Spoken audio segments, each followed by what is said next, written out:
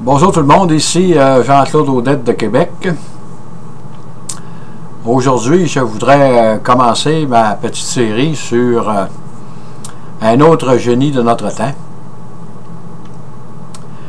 qui s'appelle, comme tout le monde en a entendu parler, Wernher von Braun.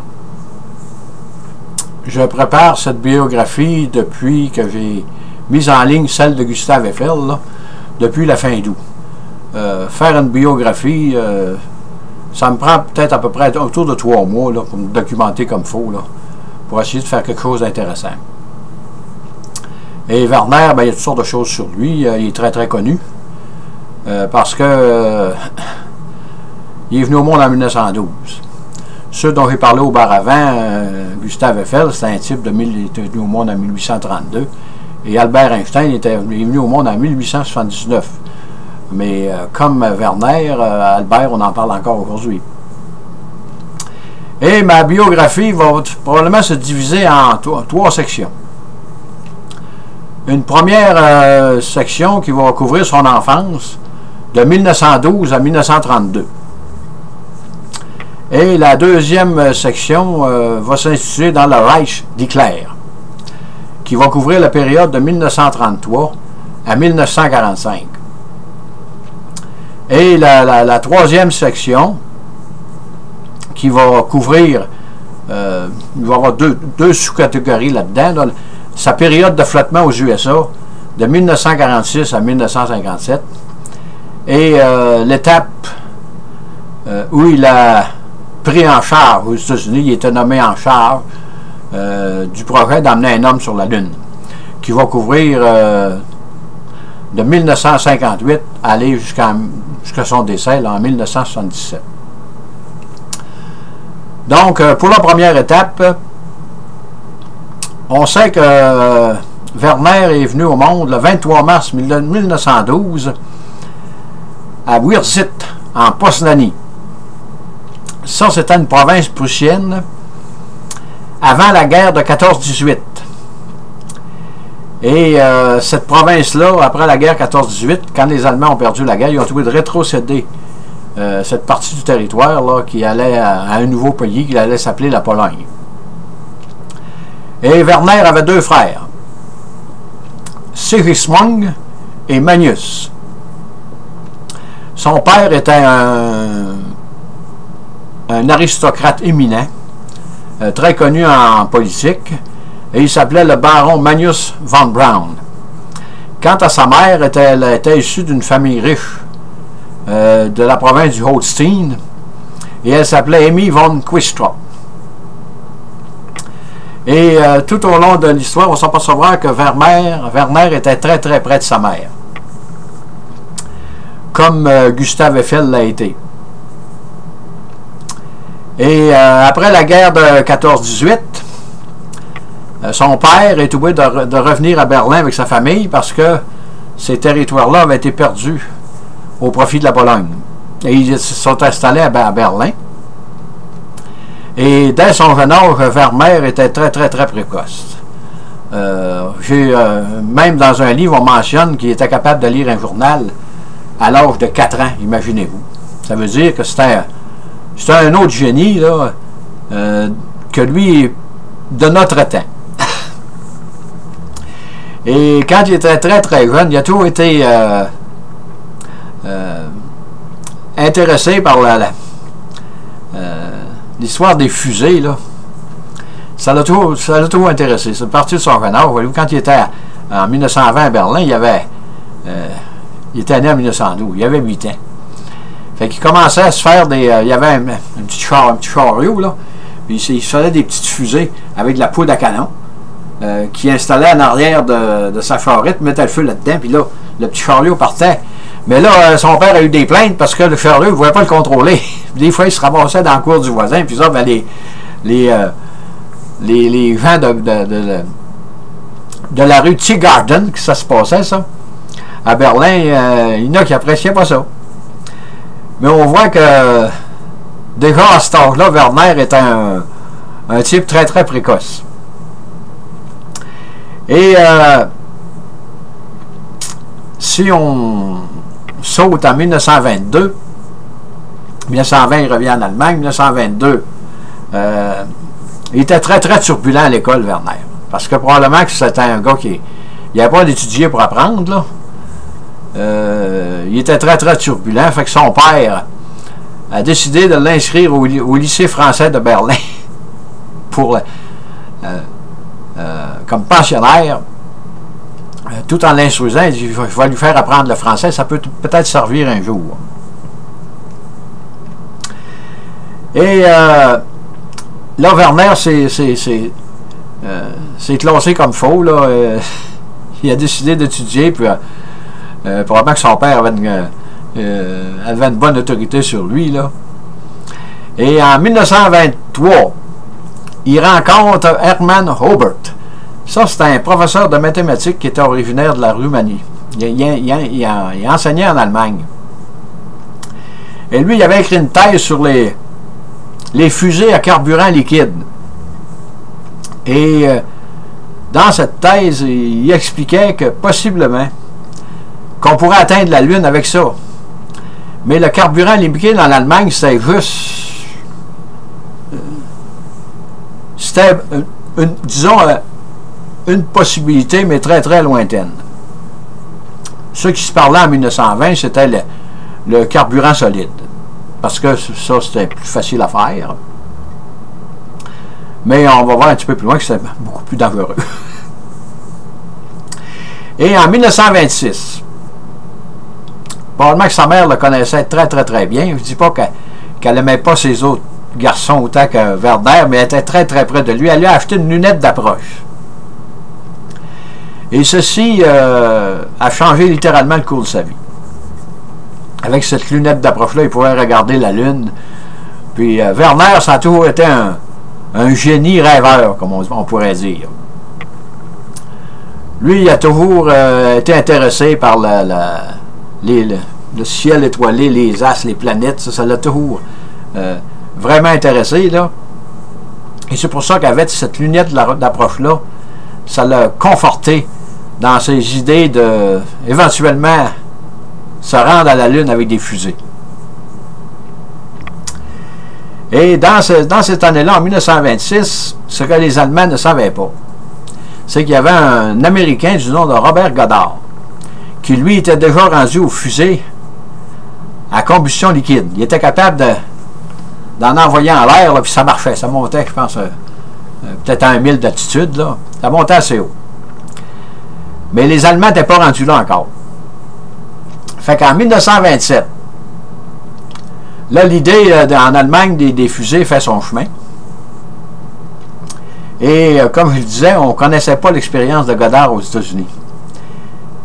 Et c'est là qu'on commence à s'apercevoir que les fusées à combustion solide, c'était une arme, pas une arme, mais c'était un jouet qui était dangereux parce qu'on ne pouvait pas contrôler facilement l'arrivée de la poudre pour faire marcher la turbine pour l'envoyer en l'air. C'était plus difficile à contrôler que le carburant solide. Mais en Allemagne, il n'y avait aucune...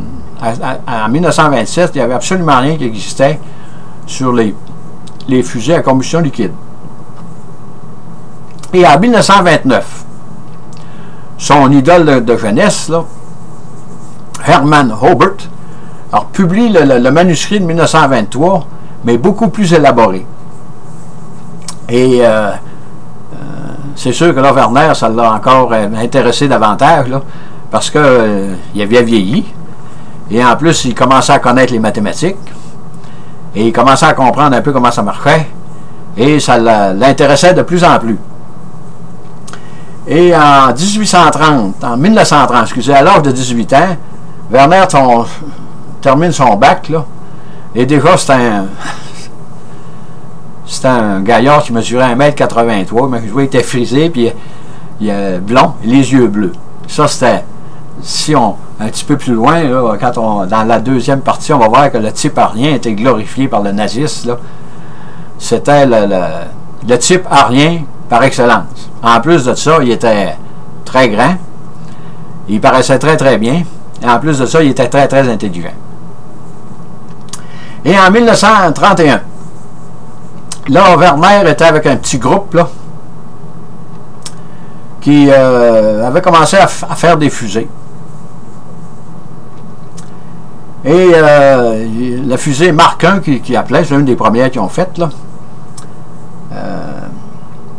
Elle s'était élevée dans les airs, elle avait tombé sur un commissariat de police, là. Il n'y a pas eu de mort, mais cette publicité dans le journal, c'est un article qui a été intitulé « Les fous de Tegel », avait suscité la curiosité de l'armée en Allemagne. Mais pourquoi eux autres qui faisaient beaucoup de publicité, Werner et ses copains, là, c'est parce qu'ils voulaient se ramasser de l'argent pour être capable d'acheter le matériel pour faire d'autres fusées plus grosses pour que ça... Pourtant, son père, c'était un gars très en moyen. Sa mère aussi, c'était des familles riches. Mais ils n'ont pas aidé Werner là-dedans. Ils n'ont jamais supporté monétairement. Et même quand il était jeune, il s'était acheté une auto, puis c'était un bazou. C'était une bagnole qu'il n'avait pas payé sa chère, puis il était fier de montrer ça à son frère, là, en tout cas. C'est comme ça qu'il a été élevé. Et en 1932, là, il y a trois hommes qui se présentent au terrain là, dans la Rackenton Fly, quelque chose de même, là, pour voir ces types-là, là, quelle sorte d'affaires qui étaient après à pondre avec ça. Fait que là, Werner lui présente une fusée qui s'appelait Miracle 1 et qui s'élève à 400 mètres d'altitude. Fait que là, Werner leur dit que revenez dans une quinzaine de jours, on en a une plus grosse. Elle va aller plus haut. Mais ils ne savaient pas que ces gars-là, qu'est-ce que c'était, qu'est-ce qu'ils venaient faire là. Il n'y a aucune idée qu'est-ce que ces gens-là venaient faire là. Fait que là, cette fusée-là, Merak, quand ces gens-là sont retournés, s'est élevée à 1100 mètres d'altitude, puis elle a tombé à 3 km de son pas de tir. C'est là que les gars se sont identifiés. Il y avait le colonel Karl Becker, il y avait le capitaine Walter Dornberger et le capitaine Hearst. Dornberger va suivre Werner jusqu'aux États-Unis. Et Karl Becker, on le voit dans le régime nazi, jusqu'à la guerre, là, il est autour de Werner, là, il s'occupe des fusées. Mais ça, c'était deux professeurs à Berlin qui enseignaient à l'université. C'était pas des fous, ça. Mais celui qu'on va le voir un peu plus tard, qui a découvert Werner, qui a gavé sur Werner, c'est Walter Dornberger. Imaginez-vous, en 1932, Werner avait 18 ans. C'était quasiment encore un enfant. Mais il était tellement brillant là, que ces professeurs d'université-là s'étaient aperçus, hey, lui, il y a quelque chose à part des autres. Fait que finalement, les trois militaires, comme je disais, s'identifient. Mais vu que c'était trop dangereux pour l'aéroport de Tegel, ça, les trois militaires lui disent que ça devrait se faire à la base de l'armée à Kummersdorf.